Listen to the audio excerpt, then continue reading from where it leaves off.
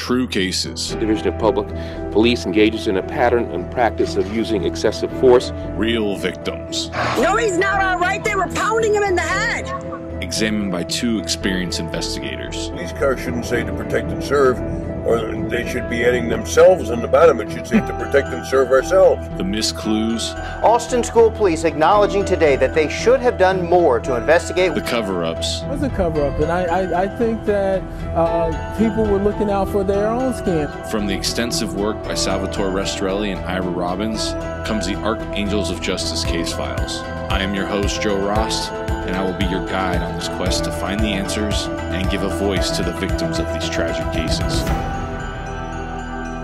Hello to our listeners, and thank you for joining us wherever you are for the first ever Archangels of Justice podcast. For most of you, this is the first introduction to the work done by Ira and Sal, so I'm going to give you a quick overview of their experience and goals of this podcast. We are going to cover real-life cases investigated by Ira Robbins and Salvatore Restrelli.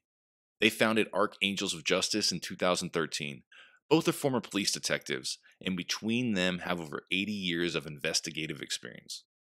They have dedicated their lives to helping mend the relationship between law enforcement and the citizens they are supposed to serve.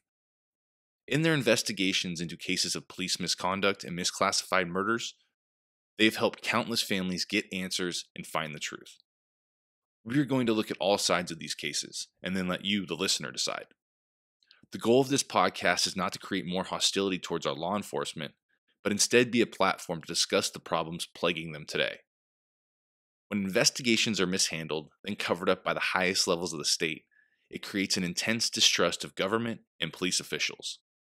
These mistakes can lead to murderers being allowed to walk free and victims' families left without answers. Most law enforcement personnel do a great job, but when mistakes are made by inexperienced detectives or police officers, they need to be addressed because it affects the credibility of all law enforcement. With the agenda-driven reporting today, it is very hard for the public to get the full story, which is usually more complicated than you are led to believe. Sometimes these cases do not fit into neat headlines or narratives, but this podcast will present the cases to show where investigators either lied or were incompetent, and to this day will not admit their mistakes. Sadly, sometimes even vilifying the families or the victim.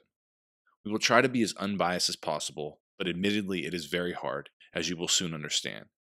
This podcast will give both sides of the story and a clear picture of the entire case, but as law enforcement refuses to speak about closed cases, we will have to use their own reports and sworn statements as their contradiction of the families' and experts' claims. Some of these cases are graphic in nature and may not be suitable for everyone. Our goal is to clearly lay out the facts found in the Archangels of Justice investigation. I am your host, Joe Ross, and I will be your guide as we explore these cases once a week, every week, until we tell the whole story. With the help of victims' families, our two Archangels, and other crime scene and forensic experts. This is not about who is right, but about getting it right and justice for these victims. We are very excited to have our sponsors for this podcast series. So if you support this podcast, please support them. The first is our hosting site, blueberry.com. Do you want to launch your own podcast or host your own media? Then you should be looking at blueberry.com. That's BLUBRRY.com. With no third-party sites to log into, you remain in control by never leaving your website and having an iTunes and SoundCloud-friendly RSS feed. Get your 30-day free trial by just typing AoJ Podcast when you check out, and you could be broadcasting your very own media today. Our other sponsor is TotalFrontPage.com. Did you know that approximately 95% of purchase decisions are made on the first pages of search engines? TotalFrontPage.com knows this, and they can do what no other digital marketing company does. Put your company name in the autocomplete box of Google and Bing, so that searchers see your business before they see any other company. Your business will appear in most, if not all, organic listings. No competitors, just you. If you'd like to know more about this groundbreaking service, you can check out their website, TotalFrontPage.com.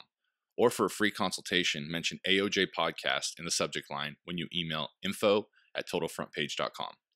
Act today, because once these search terms are purchased, they cannot be used by any other company. Thank you to our sponsors. And without further ado, I give you the first episode of the Sheena Morris case.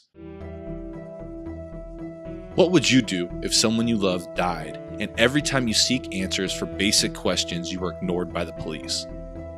What if you thought that person you loved was murdered, but no one believed you?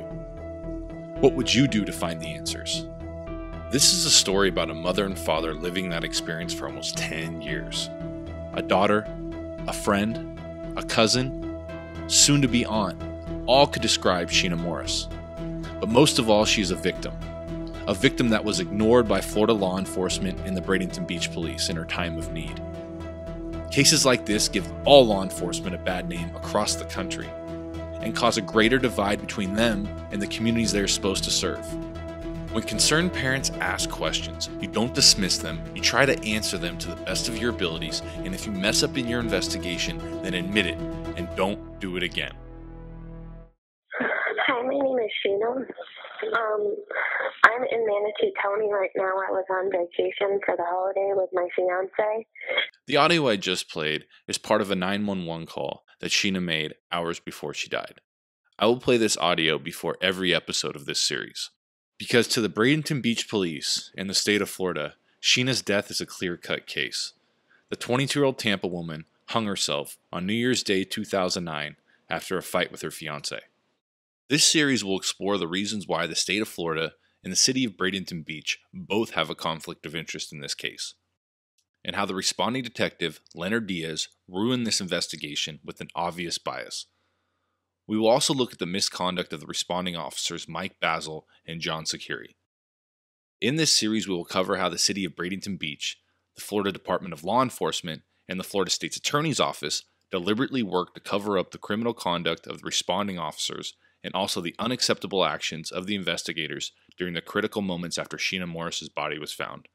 This case has many layers to it, and we will try to explore all of them over the next few episodes. We will highlight the various external factors and how they played a part into the way this investigation was handled. We hope that this podcast will inform the public and shine a light onto these victims that are largely forgotten by our justice system.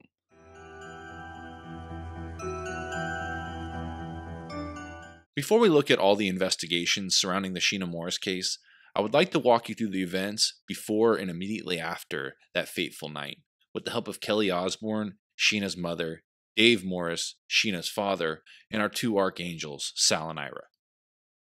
During the winter of 2009, and after some on and off years with their relationship, Joe Genoese proposes to Sheena Morris, a beautiful 22-year-old Tampa woman. She accepts, much to her parents' displeasure. I asked Kelly what she thought of them being together and what her relationship was with Genoese. I had to accept it. I just figured it would run its course and be over with, not like this. You know, we would get along for the most part.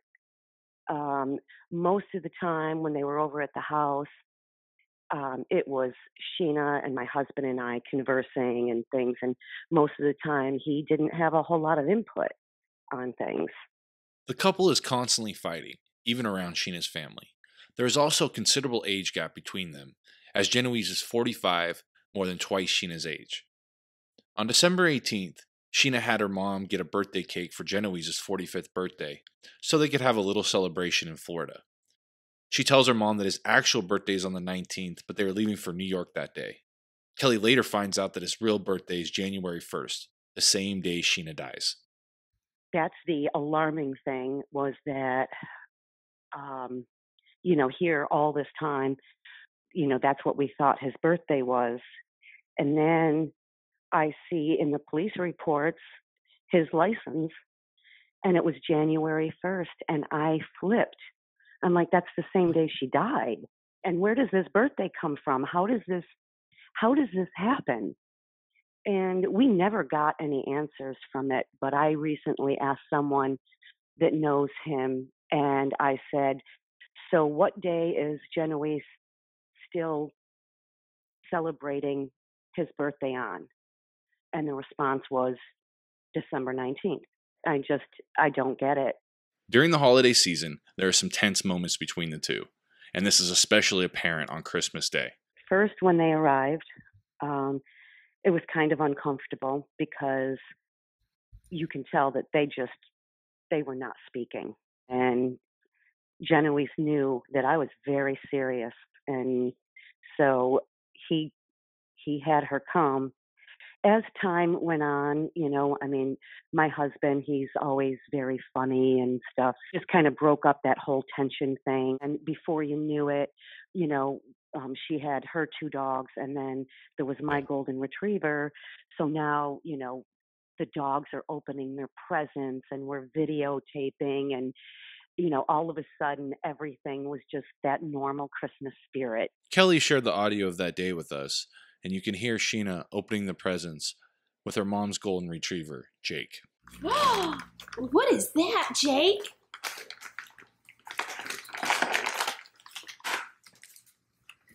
What is that? You can play with that tonight. Good boy. After most of the presents had been opened, and even though there had been some uneasy moments earlier on Christmas Day, suddenly, and much to the surprise of Kelly and her husband, Genoese proposes to Sheena in front of her family. That was a really odd thing. And it just, I never ever have a video camera out. I don't know why I did, but I did. And of course then we didn't have these kind of phones to be doing videos like we do now. And so I was just playing around with it, and, just we're trying to keep things light. And so all of a sudden he just gets down and then does this proposal thing. The only thing I can think of, and it was just so odd, the only thing I can think of was, that they had called it off and broke the engagement because they had been fighting, and maybe he re-proposed again. But still, I mean,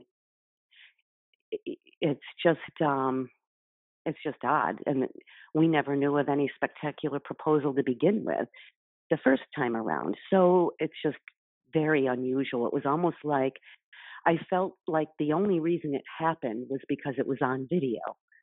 Kelly again was able to share that audio with us. Hey, you need to take the ring off this first. They got a safety thing at it? I haven't done this yet, but... Oh, you? But like what? Marry me. Yes, of course. Oh, and I got it. After the proposal, Genoese and Sheena spend time with their family. But after they get back to Genoese's home, there is another argument, and Sheena again calls off the engagement. They had gotten into an argument again. I heard that she was on the phone talking with friends. I heard that Genoese took her two dogs from her that night, but then arrived real early in the morning and brought them back. So it's kind of like he would take something from her that she loved so much to punish her. Genoese tries to win Sheena back by telling her he will take her on a trip to Bradenton Beach, the place they had planned on marrying, for New Year's. At first, Sheena refuses because she wants to spend time with her family and didn't want to leave her dogs all by themselves over the holiday. Sheena even tells some friends that the relationship is over, but Genoese convinces her to reconcile their relationship and celebrate the new year on Anna Maria Island at the Bridge Walk Resort in Bradenton Beach, Florida. Her mother was confused by this, as she had planned to spend the new year with Sheena and thought that the relationship with Genoese had ended. I remember I was on my way to a closing, and I get a text message, and it comes through about going to Anna Maria Island on New Year's or New Year's Eve. And I'm like, first I'm thinking to myself, well, wait a minute. She's supposed to be coming over to my house on New Year's. And I knew, she had said to me, she goes, Mom, I had a client that I sold them the land, and they had built this magnificent estate on. So we were invited to go there. And I said, this is business. We'll be back at the house by 11 o'clock. We'll have Grandma there, and we'll all ring in the new year together. And she's like, but Mom, you never ever go anywhere on New Year's. You always stay home, trying to talk me out of going. But it was really important to me at the time to at least make an appearance. Before Sheena left to celebrate the new year, Kelly went to see her daughter. She didn't know it at the time, but this was the last time she would see Sheena alive. Sheena was making plans for the new year and was very excited about helping her cousin Ashley, who was about to have a new baby. She had just renewed her AAA on her car. When I got to her apartment, she already had her rent check filled out. So probably when she got back, she would just bring it to the office. She had just ordered her new subscription for her Glamour magazine. Father has a text message in his phone from New Year's Eve that she just signed up for, I think, a bridal fair or something like this at Anna Maria Island. Then I had gotten an email from one of her friends I didn't even know, and he was basically stating he's confused because they had plans. After Sheena leaves, bizarre texts are sent from Genoese to Kelly. They were originally from Sheena, but forwarded through Genoese. Kelly is very confused because Sheena and Genoese had just left, and Sheena indicates in these texts that she does not want to go to Anna Maria Island because she didn't want to leave her Yorkies, or babies as she called them, behind. The hotel they were staying at was not pet friendly. Another text forwarded to Kelly through Genoese explains that she didn't want to go because she hadn't done her laundry and didn't have anything to wear. So I couldn't understand why I was getting these texts. And then I never did understand it. So I was driving and I wasn't going to text. So I just picked up the phone and I'm like, what the hell is going on? Who's this text? Who's texting who? And he's like, and I could never figure out. And then I remember Art Brown had asked me something early on, and he said, is it possible that he accidentally forwarded those text messages to you and that they could have been meant for someone else? And I'm like, oh my gosh, that makes sense. That makes sense.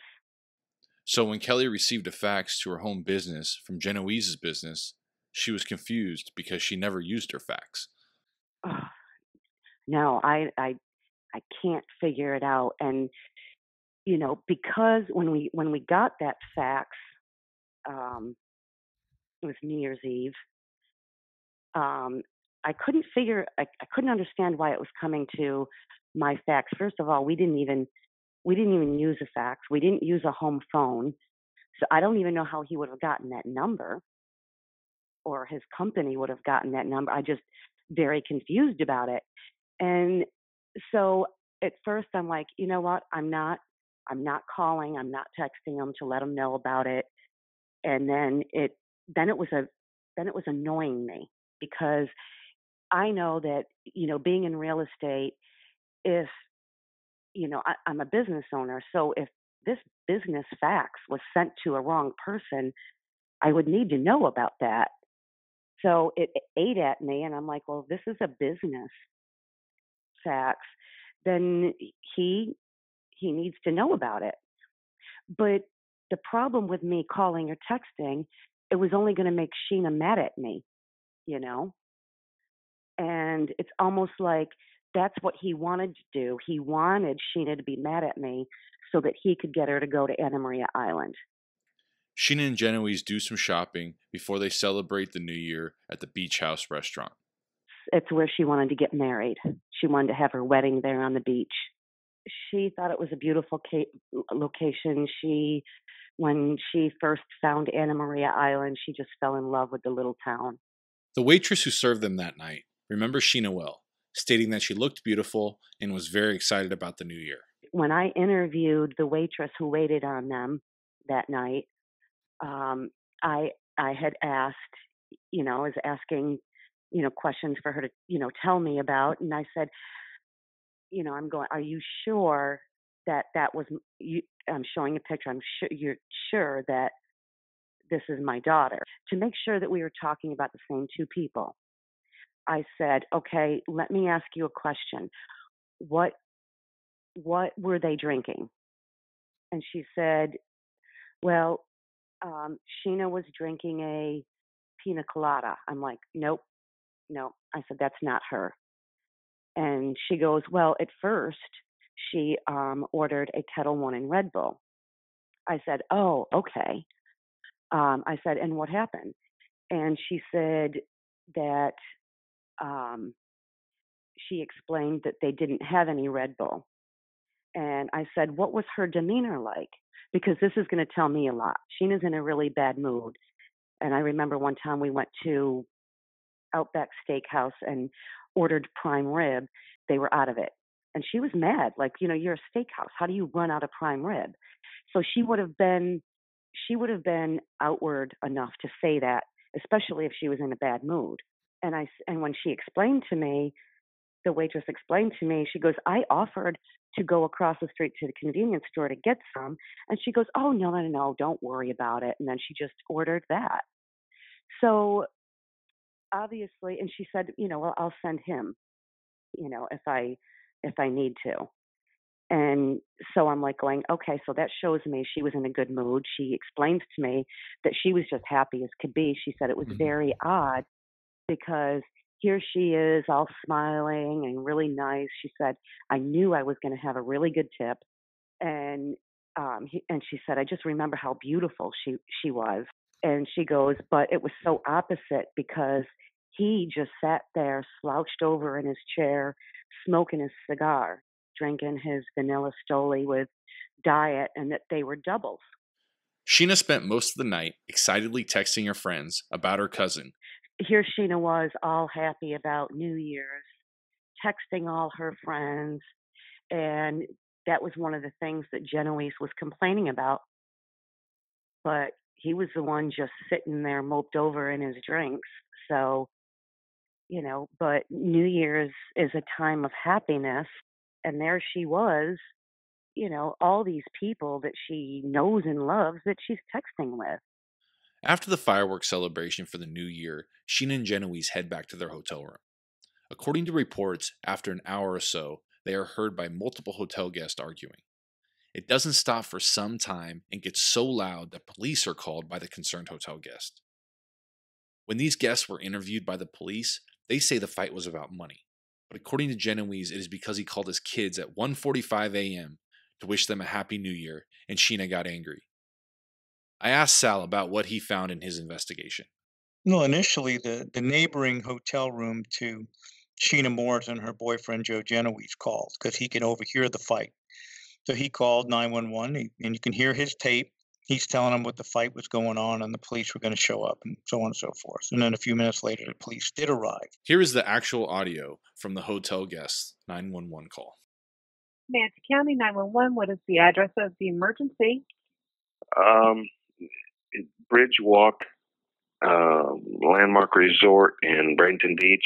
Okay, do you have a address or an apartment number? Yeah, I think it's 100 Bridge Street, and the room number is 525, I think. There's some kind of, we're in the room next door, and there's some kind of domestic thing going on. Okay, what's the phone number you're calling from? I don't know. It's a motel room phone. Okay, I understand. And there's two people over there just screaming and yelling, a woman and a man at each other. Do you know if anyone has any weapons or if I don't think so. Well, she's hollering at him about money, and he's hollering. I don't know.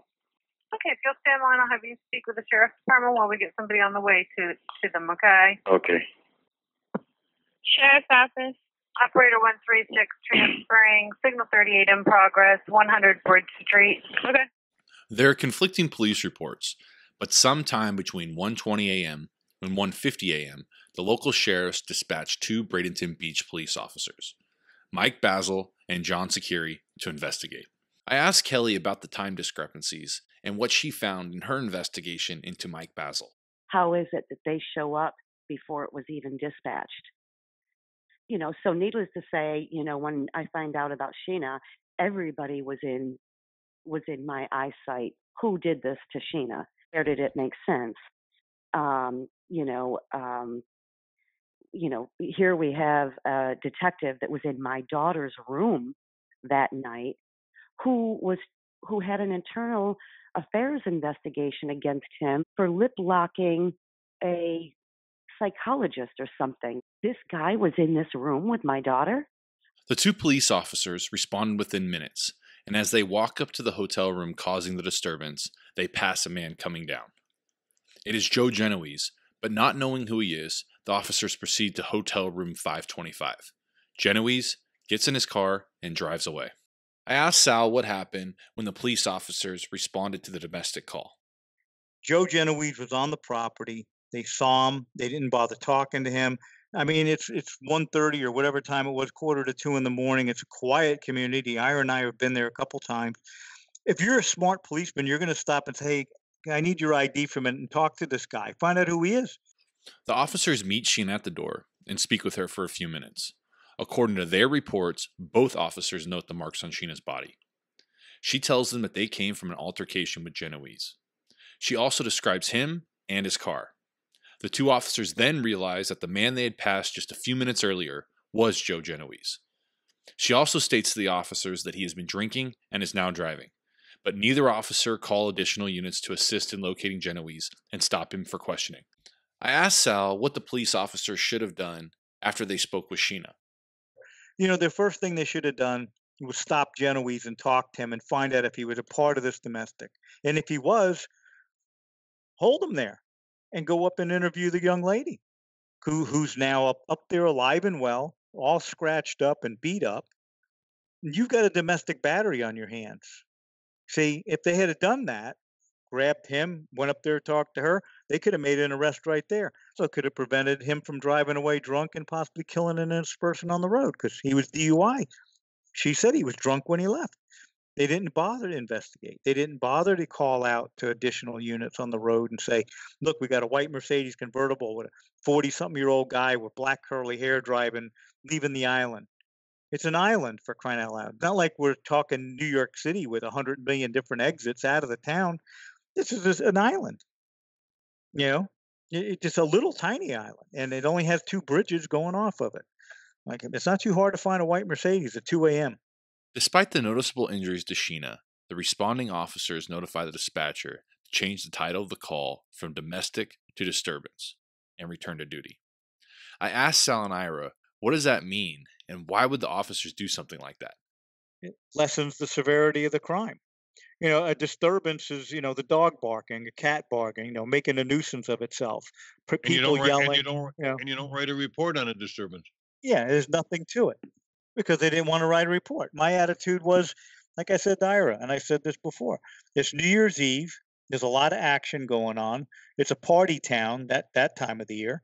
And they were too busy. They didn't want to be bothered. They want to get back out on the street and go see what they could see. They figured out this is no big deal. This is very important because Florida law states that domestic violence is defined as any assault or criminal offense resulting in physical injury or death of a household member by another household member. Both these criteria were witnessed by the officers according to their own reports.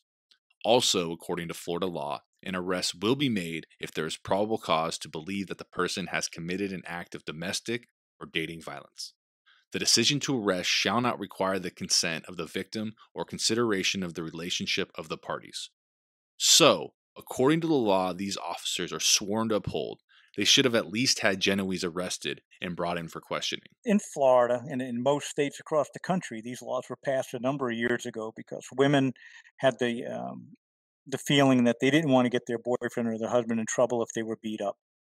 And oftentimes they would tell a policeman, I don't want him arrested. Or they would lie about what happened so the boyfriend or husband wouldn't go to jail.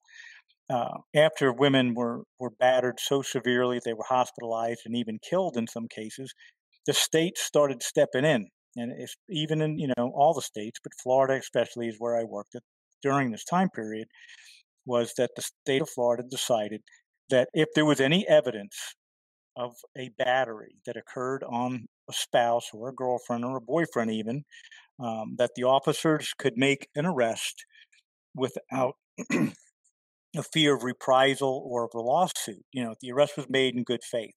In other words, if the officer could say that he or she feared there would be future violence because this victim had bruises or scratches on them, that they can effect an arrest on the individual that actually battered the other person.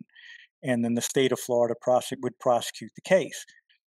And that was done to protect people in general, because, like I had mentioned before, many of these women would refuse to tell the story. After the officer's clear violation of protocol and unknown to them, Sheena, who was concerned about her fiance's temper, makes her own 911 call, which is redirected to her home county sheriff's office. This is Sheena's actual 911 call. 911, what's the emergency? Hillsborough County, this is Manatee County. I'm transferring a caller reference a domestic situation. Send it over. Thank you. Ma'am, go ahead. Thank you. Hi, my name is Sheena. I'm in Manatee County right now. I was on vacation for the holiday with my fiancé, and we have two separate homes. He's on the way to my home apparently right now. He took off with my car keys and my house keys, and he said he was going to destroy my house. I have an apartment home. What's the name of the complex there? Tuscany Apartments. He left here probably about half an hour ago. I had deputies come out here because he did physically hurt me, and they couldn't. Together or no? No, we do not live together. He has his own residence, own mailing address, everything. He does not have permission to enter my home. He doesn't even have his own key. Okay, what is his name? His name is Joe Genoese, Genoese. What does he drive? He drives a white convertible Mercedes. And about how old is he? 45. White, black, Hispanic? He's white. He's about 5 foot with short brown curly hair. He's Italian. I filled out a police report here in Manatee County because he did make me bleed and left claw marks all over me and stuff. I filled out a police report here about 30 minutes ago, but I just called him and said, how could you leave me here? You took my keys, you took my money, you took everything, because he took my entire purse. And now he's like, I'm going to go to your house and ruin your house.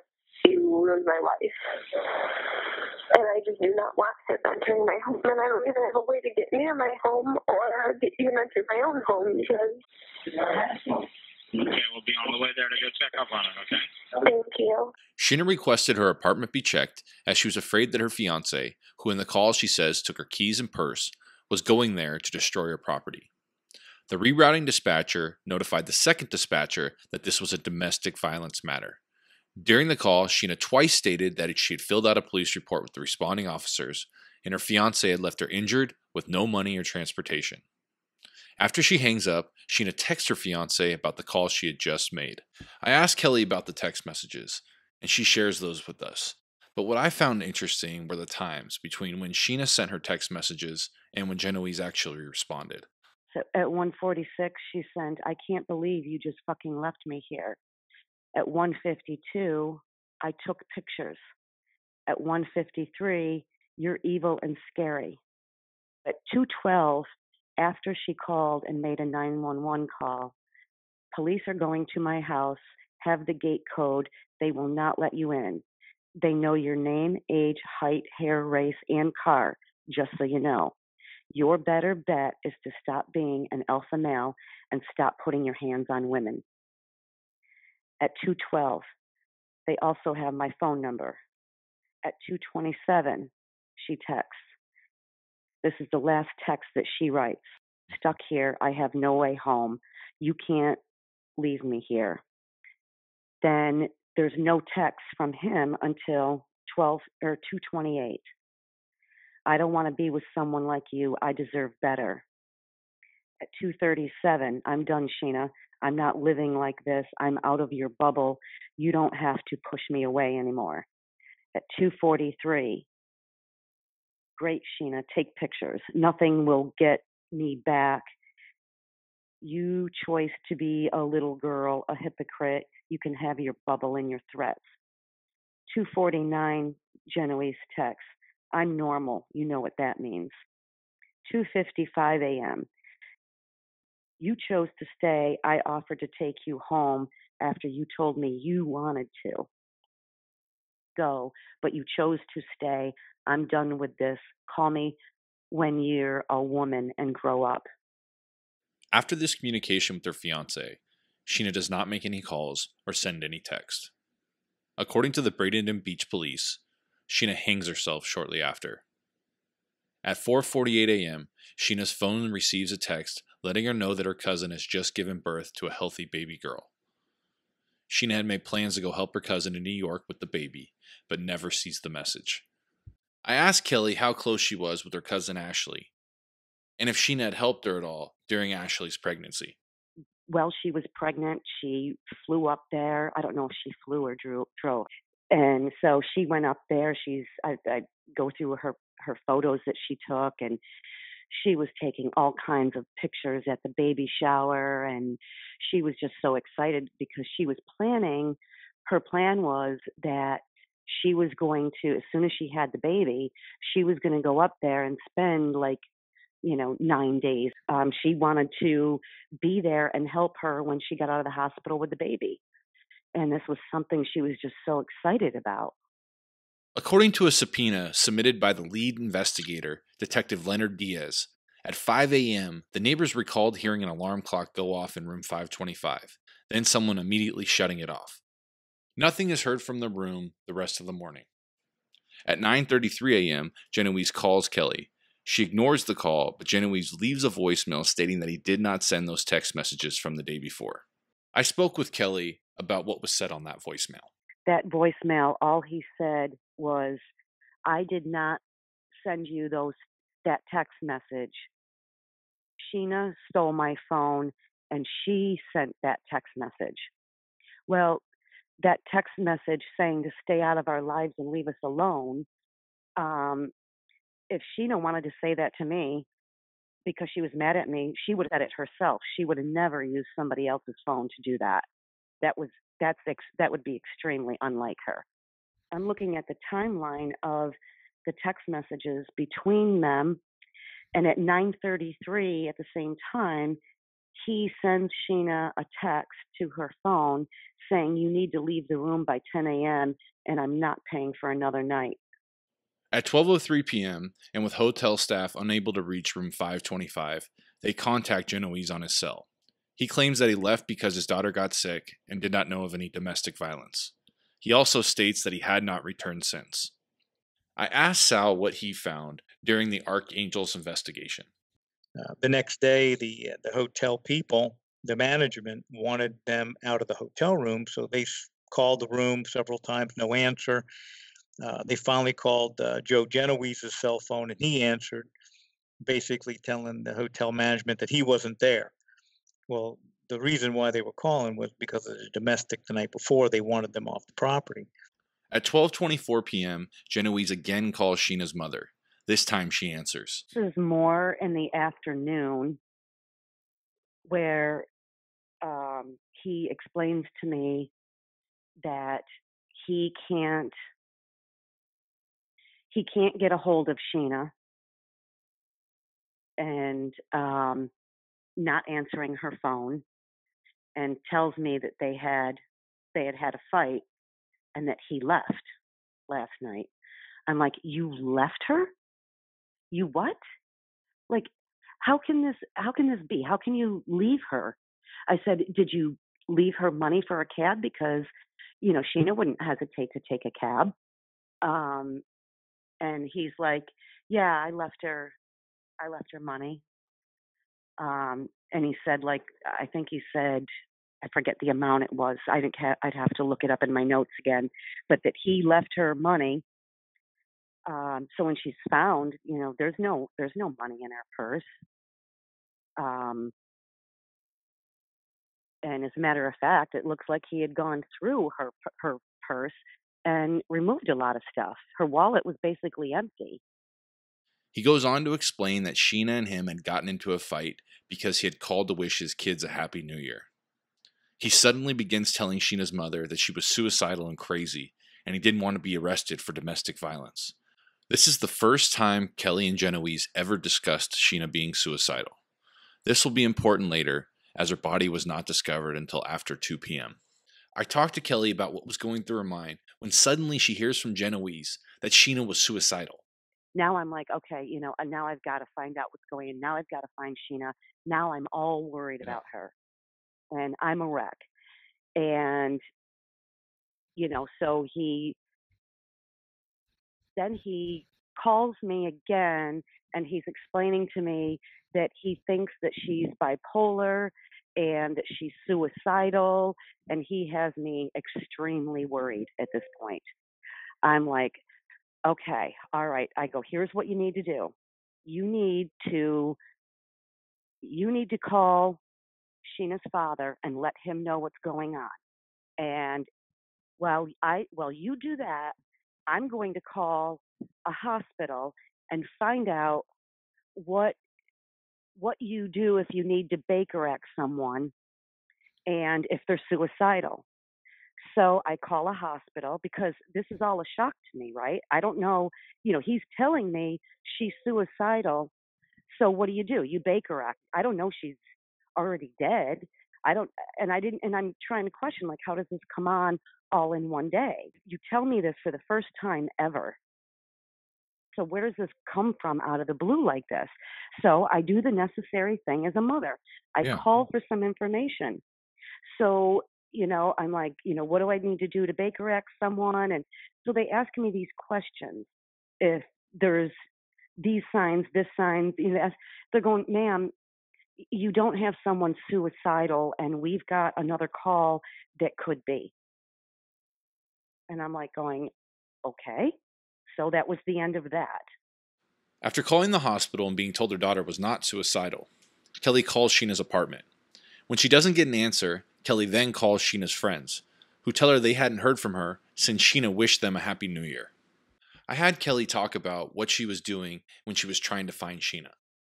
I asked Genoese to call one of Sheena's friends and see if they could get her to answer the phone. And, she's not answering for me. She's not answering for him. Well, obviously, she's already packed. At 2:17 p.m., hotel staff wants to be sure the occupants in room 525 had left because they could hear dogs barking through the door. They again call Bradenton Beach police, and responding to the call are Officer Jason Higgins and Sergeant James Gill.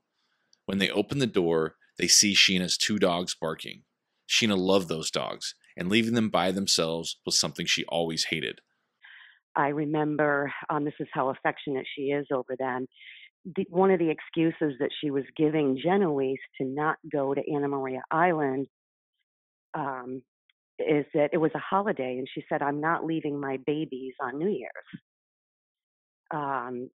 So even though she could have left them with us, she chose, and it's funny because we're kind of the same way with ours. We don't leave ours on a holiday.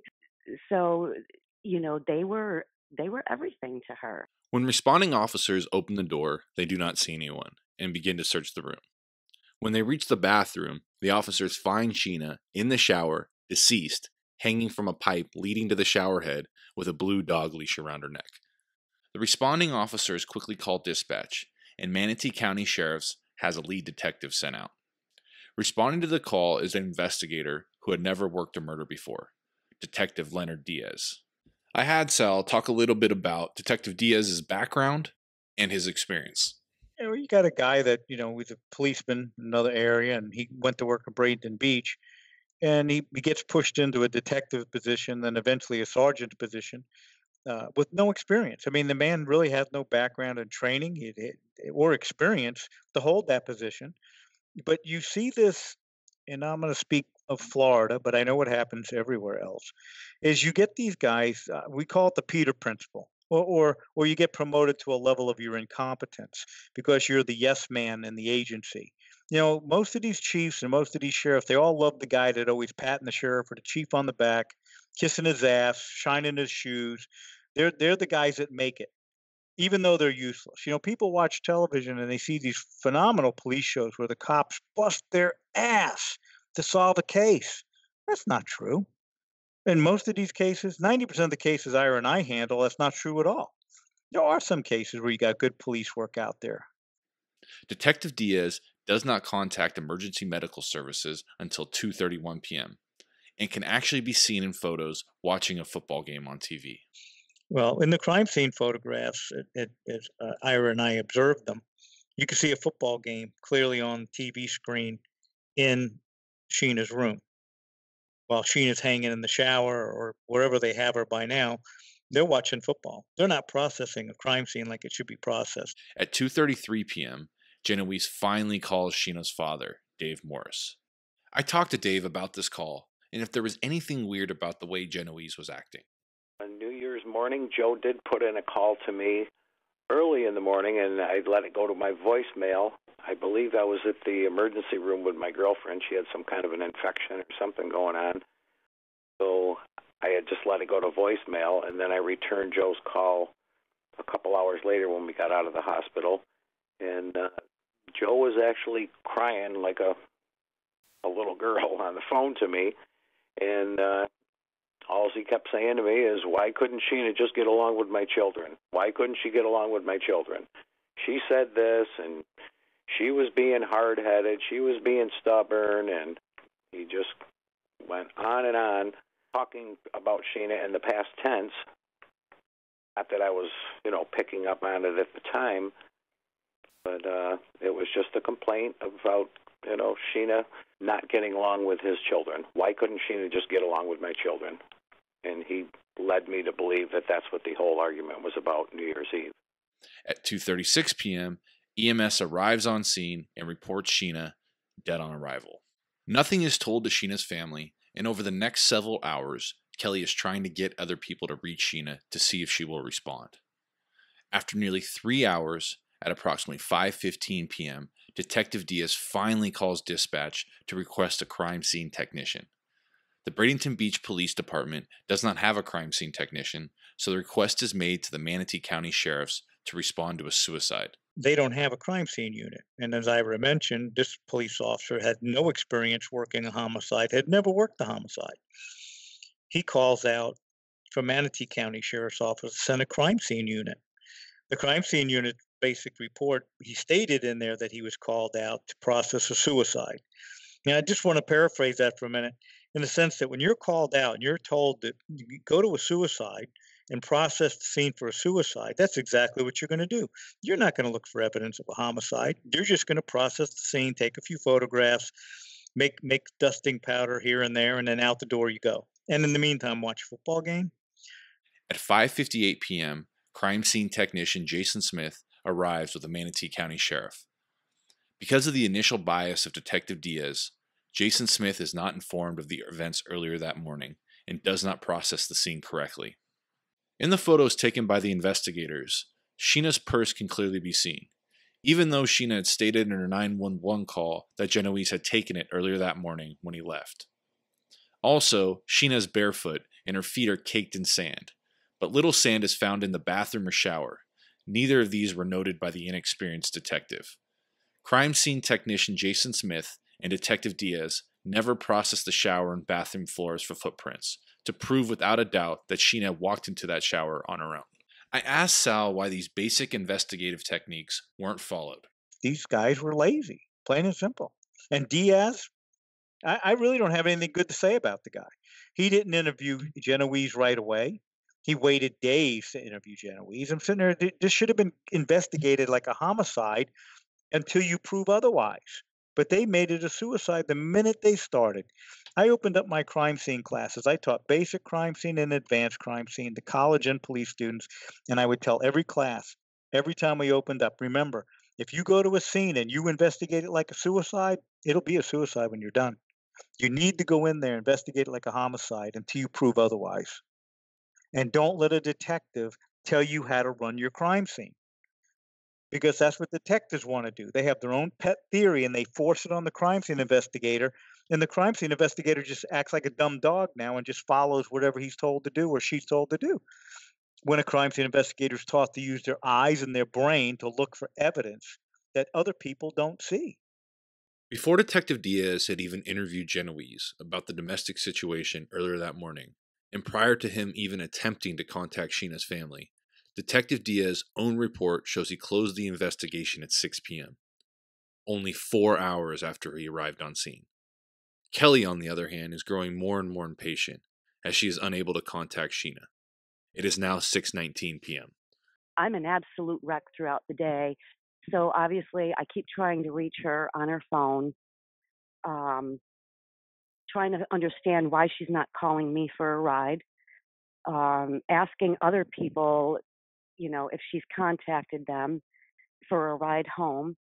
And it was getting to be around dusk, and I figured I'll drive over to her apartment, see if the lights are on, or knock on the door and the dogs will bark. And then I'll know she's home. And so I do that. And of course, nothing. There's no lights on. The dogs don't bark. And I'm really getting into panic mode. And I mean, it was the most horrible thing ever. Suddenly, at 6:27 p.m., there's an incoming call to Kelly's cell phone showing it is Sheena. Kelly eagerly answers the phone, but hears nothing. This goes on for 7 very long minutes.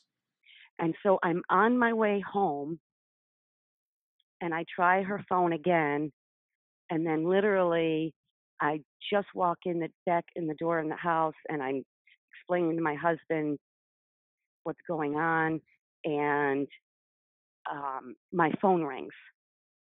And I'm standing there looking at my phone, saying to my husband, "Oh my God, it's Sheena, it's Sheena." And my husband's like, "Well, answer it." I answer the phone. I go, "Sheena?" And I don't hear anything. "Sheena." And then I hear men's voices in the background. And I'm saying to my husband, "Oh my God, I think she's been kidnapped." I hear men's voices in the background and she's not answering. And it was a horrible feeling. It was absolutely horrible. My husband takes the phone from me.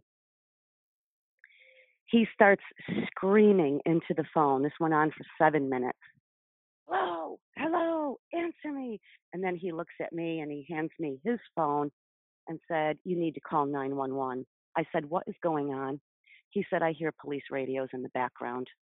Sheena's family later finds out that Detective Diaz accidentally placed the call from Sheena's phone. Several calls go back and forth from Sheena's mother to 911 dispatch. She finds out that there is some sort of issue at the Bridgewalk Resort, but can't confirm if Sheena is involved. Kelly and Sheena's stepfather are getting ready to leave to go to Anna Maria Island to find out what is going on. Before they can leave, though, they are contacted by dispatch, who tells them they need their address and asks them to stay home. Then I call back a few minutes later and I said, "I'm going to Anna Maria Island. We're going to go find out what's going on." Then I get a call back from dispatch, and they said, "Where are you right now?" And I said, "I'm home right now, but I'm leaving, going to Anna Maria Island." And they said, "No, you can't do that. You need to stay home." I said, "What is going on?" They said, "You need to stay home. Someone will come to you. We'll call you back." Kelly then contacts Genoese to inform him of what she had just heard.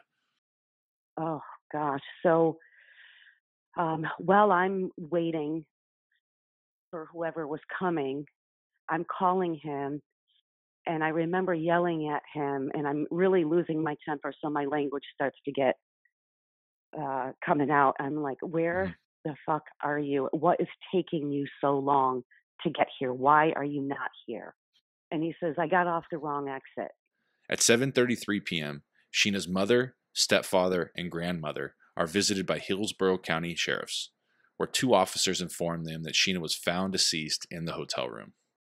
So I don't know what time it was. It feels like forever. And so my husband and I and my mom, her grandmother, we're in the house and we're just pacing. It's pretty silent, get tired of waiting for whoever it is that's coming.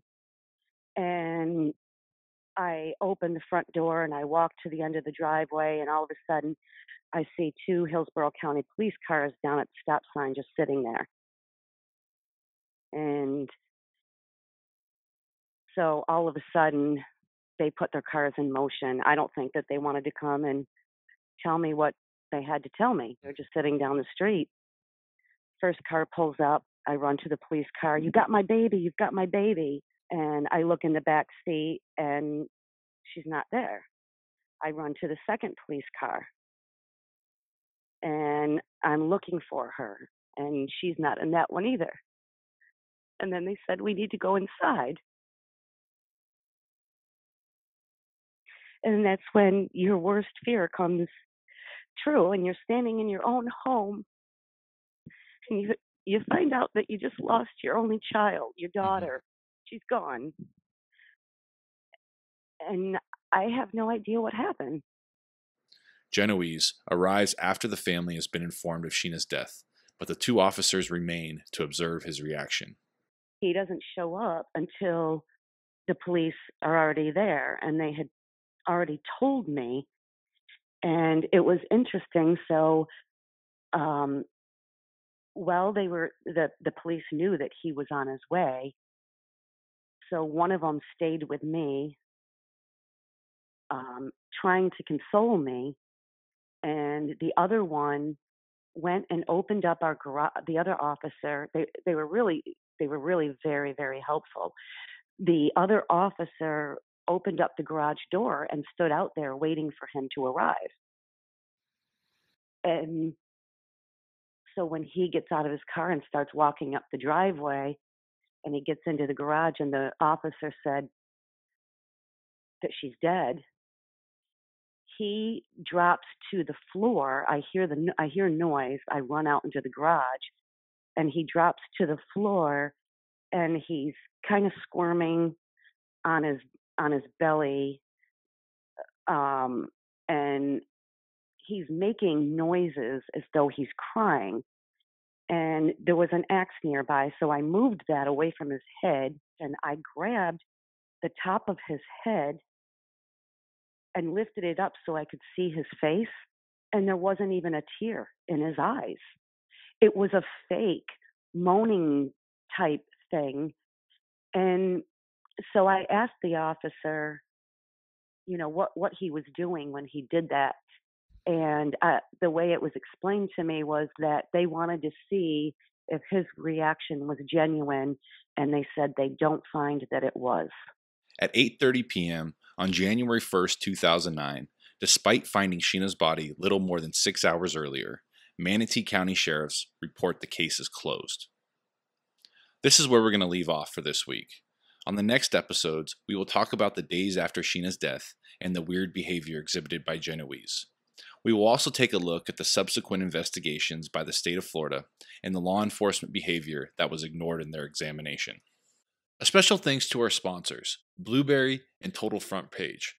Please support them as they have supported this podcast. A special thanks to Mike Mack, who did all the music for this podcast. If you'd like to hear more samples of Mike Mack's work, you can go to his website, www.mike-mack.com, or you can follow him on Twitter @MikeMack.